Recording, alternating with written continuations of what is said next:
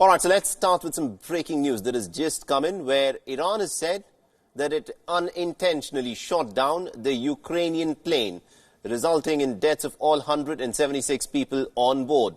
Now, this, of course, is a statement that's been put out by the Foreign Minister of Iran, Javad Zarif, who took to Twitter to say that it was a human error at a time of crisis caused by U.S. adventurism. He said, and I quote, "A sad day.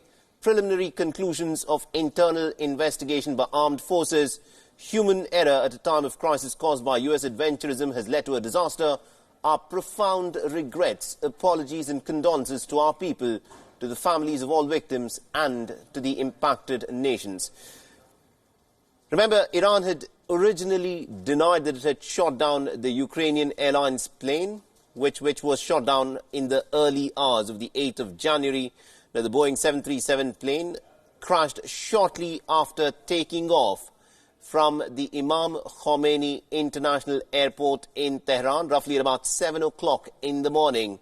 Now, Iran has now said that it mistook the passenger plane for a hostile jet. The casualties include Iranian, Canadian, Swedish and Ukrainian citizens. Now, earlier, both the United States and Canada had said that they had intelligence reports that it was a missile strike that led to the plane's downing. Now, remember, the crash happened just hours after Iran launched a series of rockets at about 2 U.S. air bases in Iraq.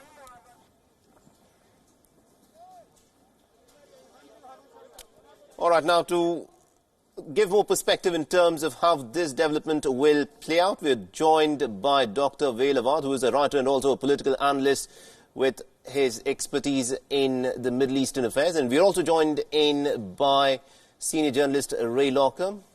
And let me begin by asking you, Dr. Avad, now this of course is a significant bit of information that has come in, where Iran has now accepted that it was a human error that led to the shooting down of this Ukrainian airliner. What do you make of this? Well, my first reaction would be my heartfelt condolences for the last 3 days. We are mourning the death of all these people who have been killed and the victims and their families.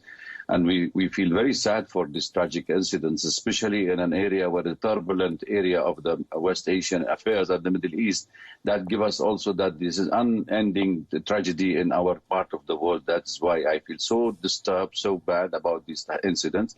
And in fact, it is a major admissions by the Iranian themselves. They have taken long time to admit that after all these 3 days that it was a rocket which has brought down this aeroplane. While they were saying that we are waiting for the black boxes and invited people from Boeing and from the countries, the victims of the countries, the nationalities. So I think now it should be giving another dimension, another turn for the events which may take place. What will be the reaction of the international community, NATO and the US? Of course, they will take full advantage of this admission for their benefit to isolate Iran more internationally. Absolutely, indeed. And Ms. Locher, if I can bring you in on this, the statement that was tweeted by Javad Zarif says that this was a human error that led to the shooting down of this aircraft. And this was caused, he claims, by U.S. adventurism in the nation. Do you think this tragic event of a civilian passenger airliner being shot down in what was essentially an anti-aircraft missile will have any impact on the tensions between the United States and Iran? Well, no, not really. I think most people realized not long after that plane went down that a missile had brought it down and wasn't some kind of accident. I think both countries are kind of stepping away from the tensions that escalated last week when the U.S. military killed General Hassan Soleimani. And they've been looking for a way to wind things down. This is obviously a terrible tragedy, and nobody believes that Iran shot down this aircraft on purpose. It certainly would serve no purpose for them to do that. I think things are probably going to stay about the status quo. You know, I think both countries are looking for a way out and trying to find one. Right. Now, that's an important point that you're making. Both countries are looking to find a way out. But Dr. Avad, dwelling a bit more in terms of, this admission by Iran, a lot of eyebrows will be raised, and instances where, an aircraft that to a passenger airliner is shot down, either intentionally or unintentionally, the culpability, fixing culpability is extremely very hard. But in this case, Iran has in fact come forth and accepted that it did so by mistake. Do you think this is now something that is going to lead to a de-escalation, perhaps, in the US-Iran tensions?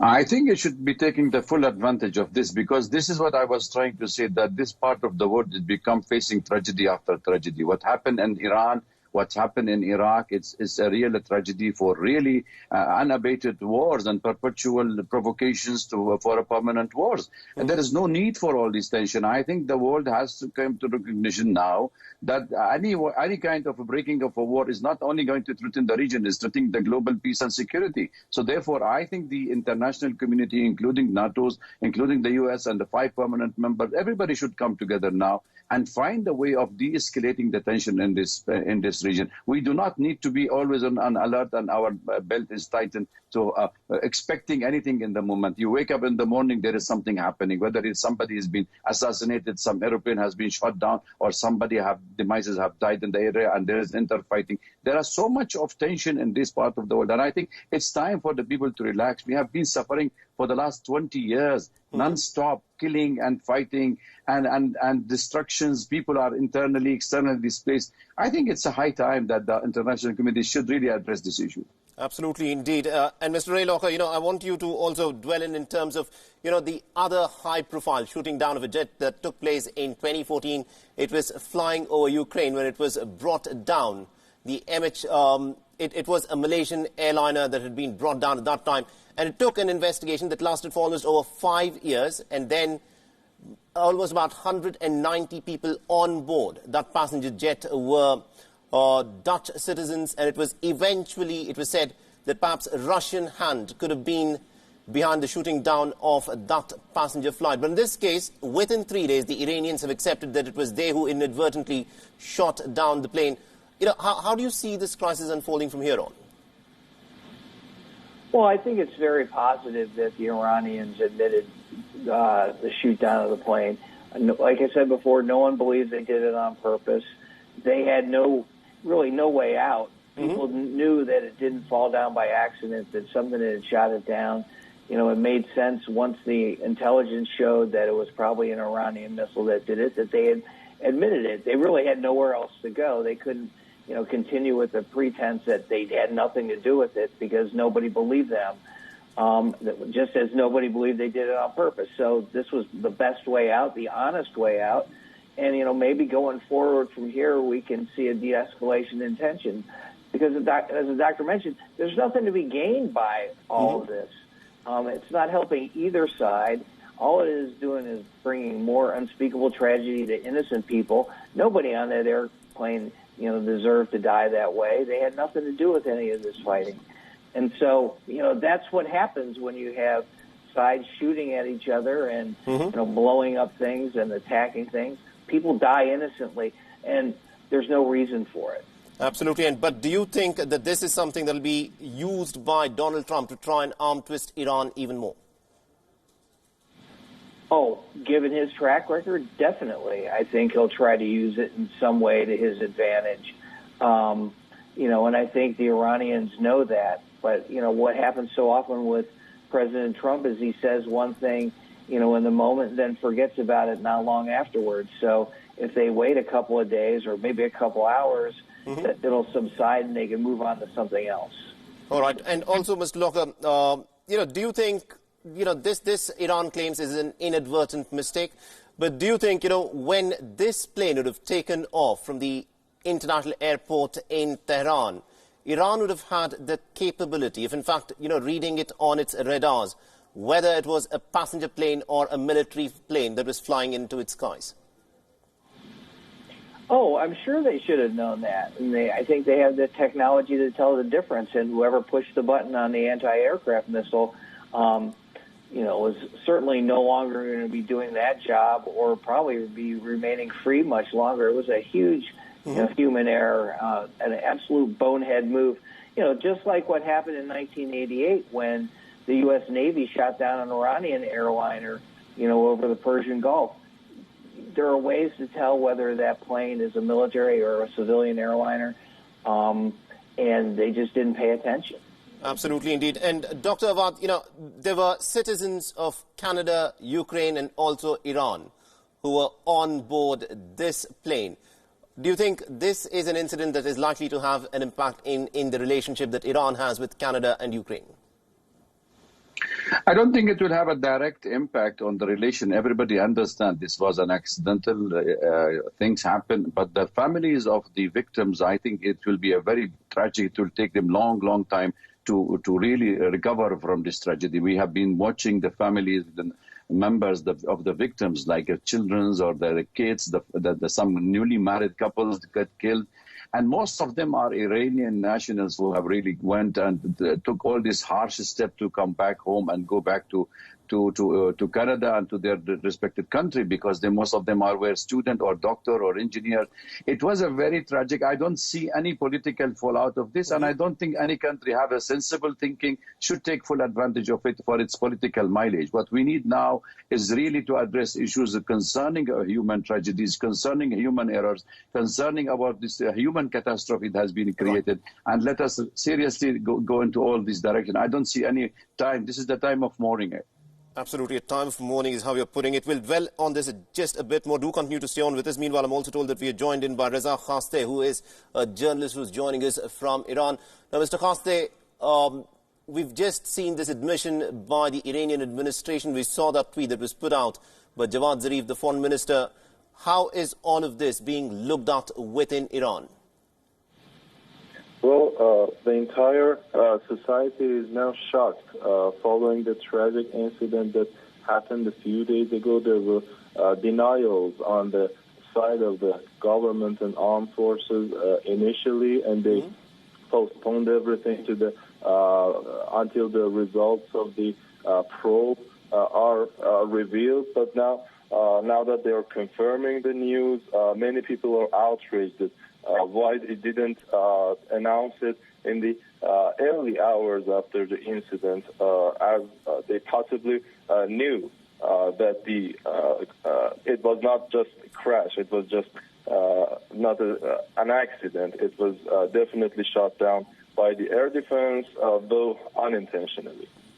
Okay, and also, at this point of time, has the Iranian government said anything more in terms of the circumstances that led to this accidental shooting down of this passenger plane?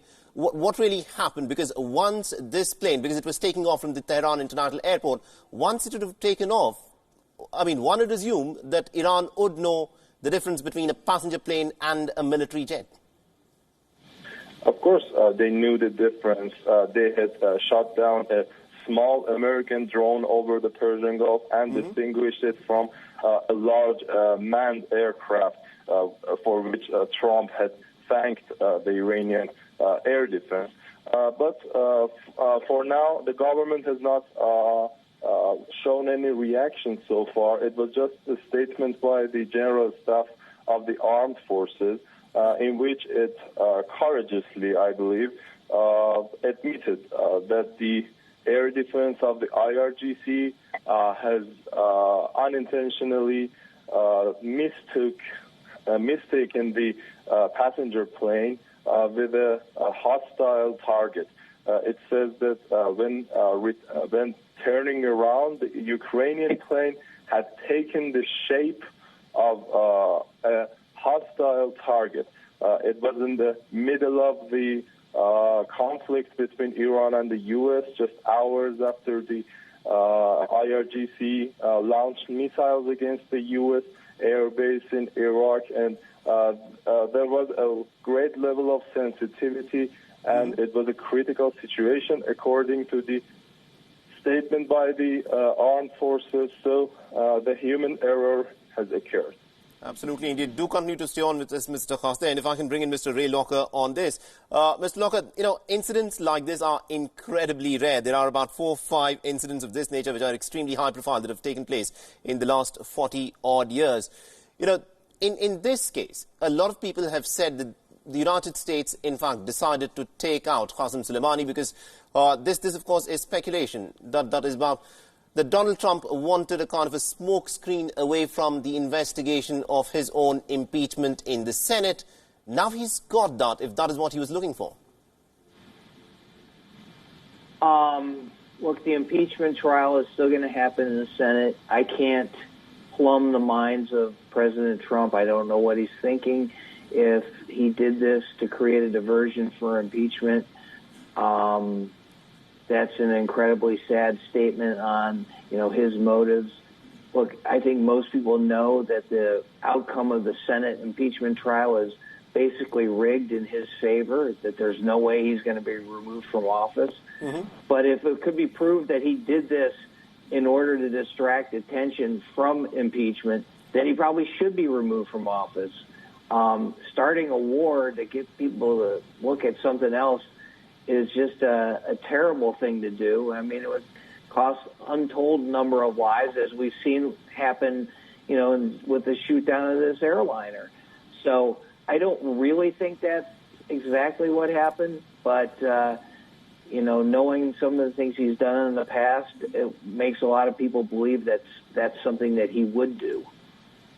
All right, that's interesting. And Dr. Awad, if I can get you back on this, so this is being described, as a collateral damage. The Iranians have described this as a fallout of U.S. adventurism in the nation.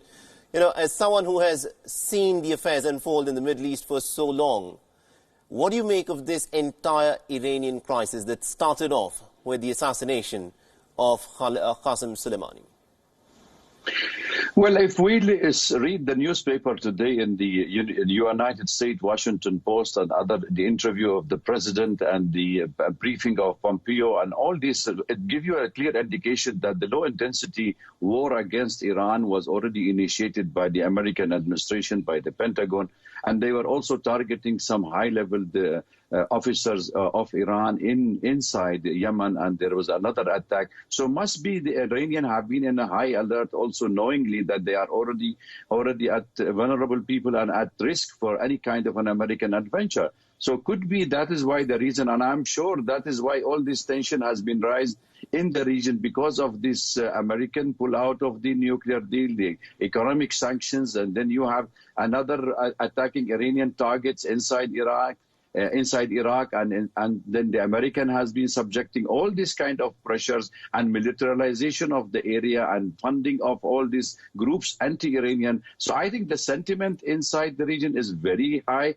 and it is very sensitive. That could go any direction. So therefore, the American must have recognized and realized that this kind of increasing the direct confrontation with Iran definitely will have it will fire back at them.